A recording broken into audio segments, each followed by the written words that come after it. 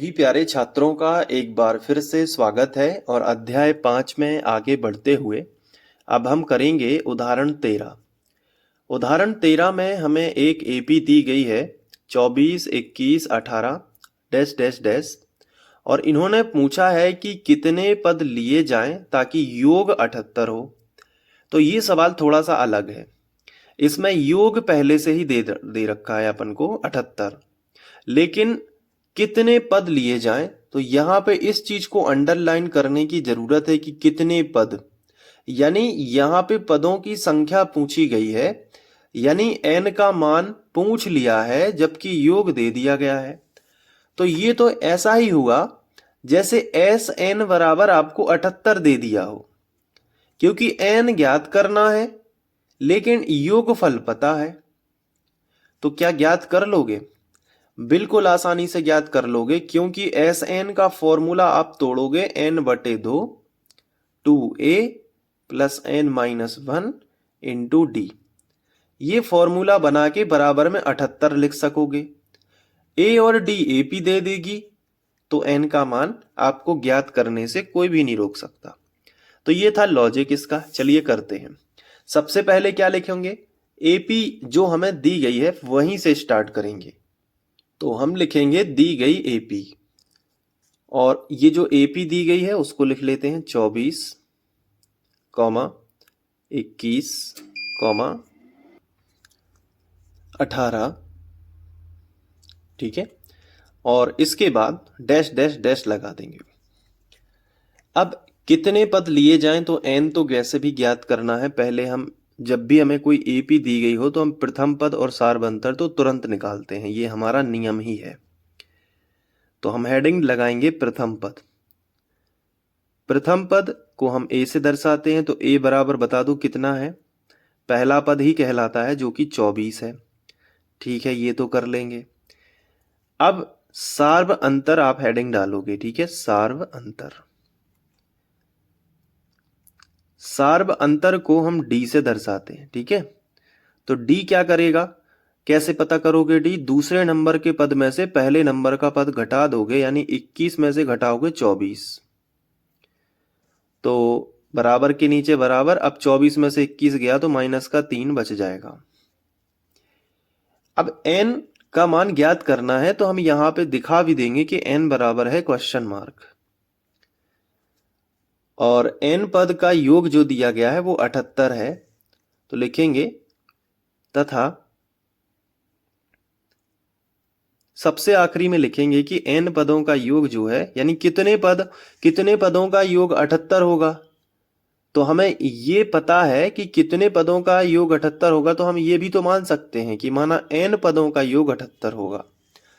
तो बिल्कुल यहाँ पे हम एक लाइन लिख लेंगे तो और अच्छा रहेगा कि माना n पदों का योग 78 होगा।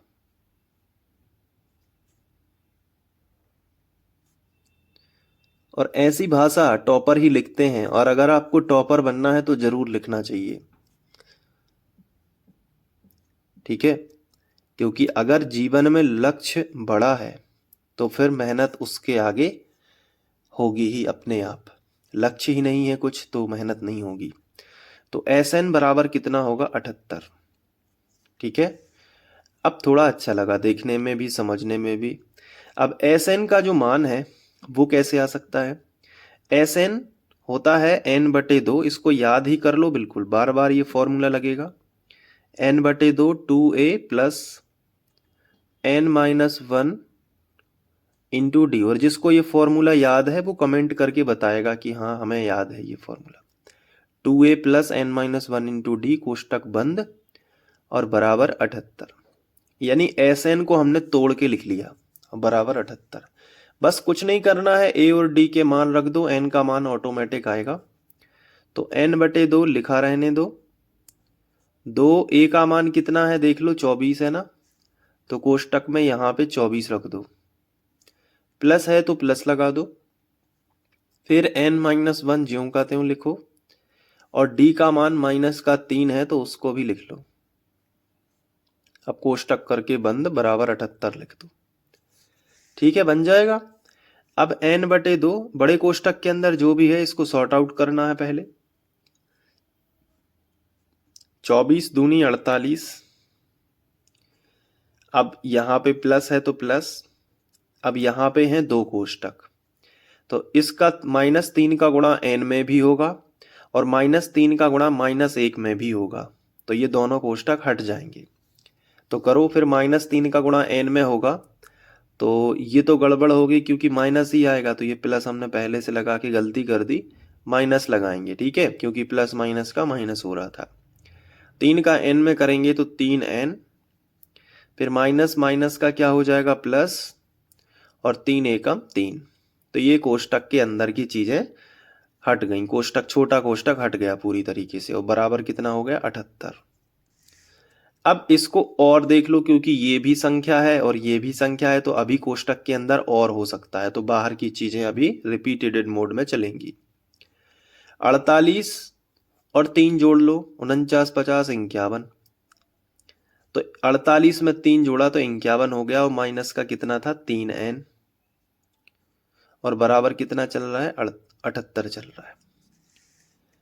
अब देखो यहां पे ये 2 तो बटे वाली संख्या है, तो बटे वाली संख्या तो गुणा में चली जाएगी बराबर के इस तरफ, यानी 78 गुणित 2 हो जाएगा, और जो ऊपर n है उसका गुणा इसमें भी होगा और उसका गुणा इसमें भी होगा।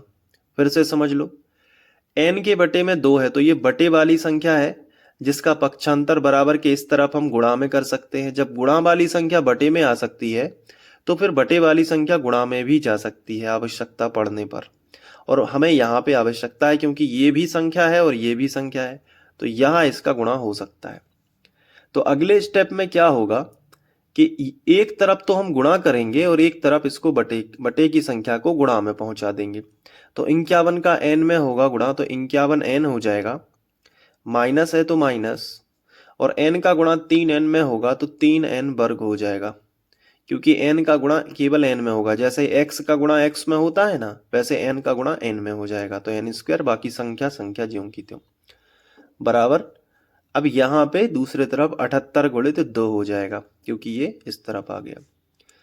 अब ये जो माइनस का 3n वर्ग है इसको आगे लिख दो, वर्ग समीकरण जैसा बनाना पड़े ताकि, तो ये 2 की घात वाला आगे लिख दो, तो माइनस का 3n वर्ग आगे लिख दिया, और प्लस का 51n हमने पीछे लिख दिया, और बराबर 78 दूनी होता है 156। करके देख लो, 2 अट्ठे 16 की, 6 यहाँ से ला जाएगी 1, 2 सत्ते 14 और 1 15, 156 हो गया। अब 156 का भी इस तरह पक्षांतर कर लो ताकि एक वर्ग समीकरण बन सके बराबर में जिसके 0 हो। तो माइनस का 3n वर्ग प्लस का 51n, और प्लस का था इस तरफ लेके आओ तो माइनस का 156 और बराबर 0। अब एक चीज और करनी है कि आगे जो माइनस है वो नहीं रहना चाहिए, उसको हम हटा सकते हैं। तो पूरे समीकरण में ऋण चिन्ह से गुणा, तो लिखेंगे कि पूरे समीकरण में, ताकि ये ऋण हट जाए, तो पूरे समीकरण में माइनस चिन्ह से गुणा करने पर, तो सभी के चिन्ह बदल जाएंगे। तो ये माइनस का 3n वर्ग है तो ये प्लस का हो जाएगा, और ये प्लस का है तो माइनस का हो जाएगा, और ये माइनस का है तो प्लस का हो जाएगा, और बराबर में कितना हो जाएगा 0 हो जाएगा। बोलो समझ आया कि नहीं? सभी के चिन्ह बदल गए, माइनस का है तो प्लस का, प्लस का है तो माइनस का, और माइनस का है तो प्लस का।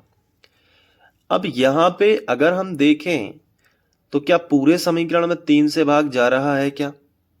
तो इसका जवाब मिलेगा हाँ, पूरे समीकरण में 3 से भाग जा रहा है। तो हम यहां पे लिख सकते हैं पूरे समीकरण में 3 से भाग करने पर, 3 से भाग करने पर, तो कर देते हैं। तो इसमें भी होगा, इसमें भी होगा और इसमें भी होगा, तो 3n वर्ग बटे 3, 51n बटे 3 और 156 बटे 3, और बराबर क्या हो जाएगा 0।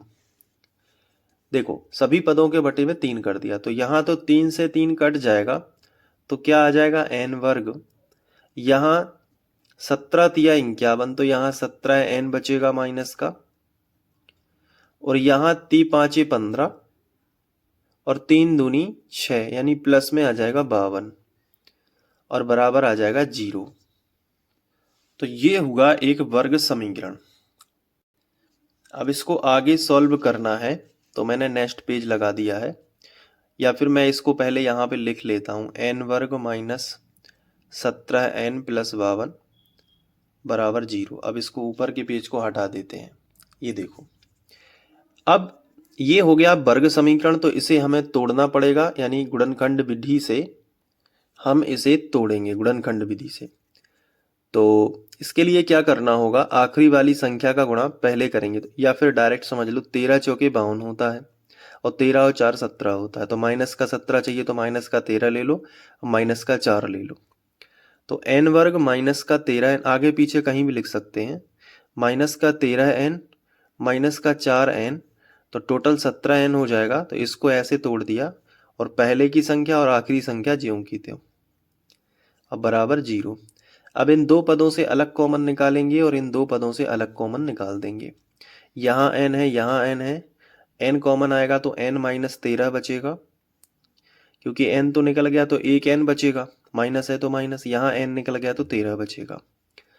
अब यहाँ पे शुरू में अगर कुछ ना समझ आए तो शुरू का ही कॉमन निकालते, तो माइनस का 4 कॉमन निकाल के यही कोष्टक लिख देना, n माइनस 13। अब बराबर क्या हो जाएगा, 0।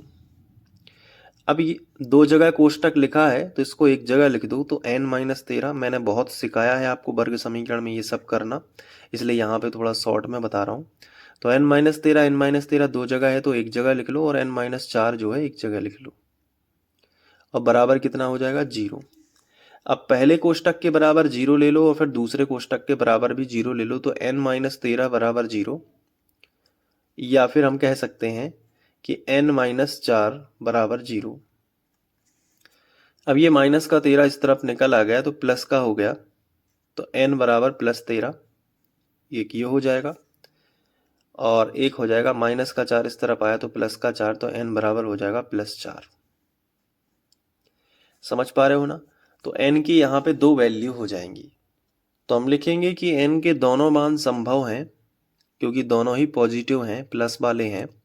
तो n के दोनों मान संभव हैं, ठीक है, n के दोनों मान संभव हैं। तो कितने पदों का योग 78 होगा, ये पूछा गया है कि कितने पदों का योग 78 होगा। तो हम लिखेंगे या तो 13 पदों का योग 78 होगा या फिर 4 पदों का योग 78 होगा। तो हमने इस तरीके से लिखा। अब कई दिमागदार बच्चे यहाँ पे बहुत कंफ्यूज हो जाते हैं, जब वो सवाल को नेक्स्ट लेवल पे समझना चाहते हैं तो वो ये सोचते हैं कि सर 13 पदों का योग 78 होगा या फिर 4 पदों का योग, ऐसा कैसे पॉसिबल है। देखो मैं आपको बता देता हूँ, ये एपी आपको दी गई है, अगर इस एपी को आप ध्यान से देखो तो ये घटते क्रम में है।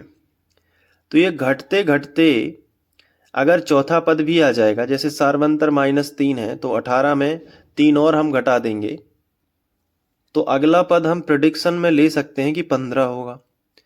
अब इन चारों का जोड़ 78 होगा, जैसे कि हमारे आंसर में आया है कि या तो 4 पदों का योग 78 होगा। तो हमने इन सभी को जोड़ के देखा तो वास्तव में 78 आ रहा था। तो यहां तो ये बात साबित होती है कि 4 पदों का योग 78 है, लेकिन बच्चों को कंफ्यूजन ये हो जाता है कि 13 पदों का योग 78 फिर कैसे हो सकता है जब 4 ही पदों में 78 हो गया। एक्चुअली में मैं आपको बताऊं कि ये जो एपी है ये घट रही है, तो घटते घटते माइनस में भी आने लगेगी, क्योंकि -3 आप घटाते जाओगे तो फिर क्या होगा, 3 का अंतर होता जाएगा और फिर माइनस में भी आएंगी। तो कुछ संख्याएं माइनस में आने के कारण ये पॉजिटिव वाले का विरोध करेंगी, तो फिर भी योग 78 ही रह जाएगा। अगर आप थोड़ा सा बुद्धिमत्ता रखते हो अपने अंदर तो आप समझ रहे होंगे कि कितनी खतरनाक गणित होती है कि 78 योग एक जगह पॉसिबल नहीं है, 2 जगह पॉसिबल होंगे, इसलिए हमारे उत्तर 2 आ रहे हैं। तो यही तो गणित है, यही तो एक गणित भी अपने आप में एक विज्ञान ही है कि हमें बिना देखे, हमें कोई आगे का कोई पद पता नहीं था, हमें बीच में जितने पद आ रहे हैं वो हमें दिख भी नहीं रहे हैं, फिर भी हम उनका योग निकाल पा रहे हैं।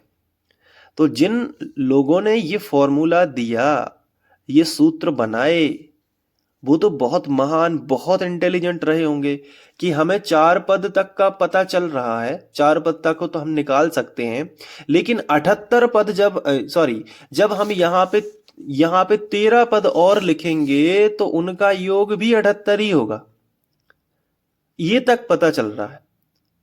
तो ये कोई ऐसी नॉर्मल साधारण बात नहीं है। आप खुद सोचो कि जो माइनस में आएगा तो माइनस माइनस के अलग होंगे, प्लस के अलग होंगे, फिर भी उनमें 78 आएगा 13वें नंबर तक के पदों का योग। अब मेरी जो फीलिंग बोल रही है मैंने वो आपको समझाया। बाकी आप अगर यहां तक सोच पा रहे हैं तो एक बहुत बड़े इंटेलिजेंट बच्चे हैं, क्योंकि गणित को केवल रटना नहीं है, समझना भी है कि बात क्या हो रही है। क्लियर है ना?